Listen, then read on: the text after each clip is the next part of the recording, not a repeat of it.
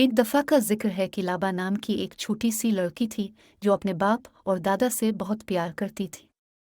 जल्द ही इसकी सालगिरह थी और वो उनके साथ मनाने के लिए बहुत पुरजोश थी। लाबा के वालिद ने मुस्कुराकर उसे गले लगा लिया। हैप्पी बर्थडे लाबा, मैं यहाँ आपके साथ मनाने के लिए बहुत खुश हूँ। हमारी छोटी बच्ची को सालगिरह मुबारक हो, लाबा के दादा ने कहा। हम तुमसे बहुत प्यार करते हैं। उन्होंने लाबा की सालगिरह मनाते हुए बहुत अच्छा वक्त गुजारा। उन्होंने केक खाया, खेल खेले और कहानियां सुनाई। लाबा को बहुत प्यार और खुशी महसूस हुई।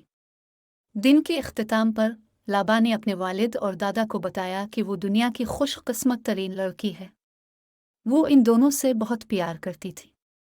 कहानी का अखलाक ये है कि ख़ानदान अहम है और हमें अपने प्यारों के साथ जो वक्त गुजारा है इसकी कदर करनी चाहिए। ये एक याद दहानी भी है कि सादा चीज़ें जैसे ख़ानदान के साथ सालगिरह मनाना सबसे ज़्यादा मानी खेज हो सकता है।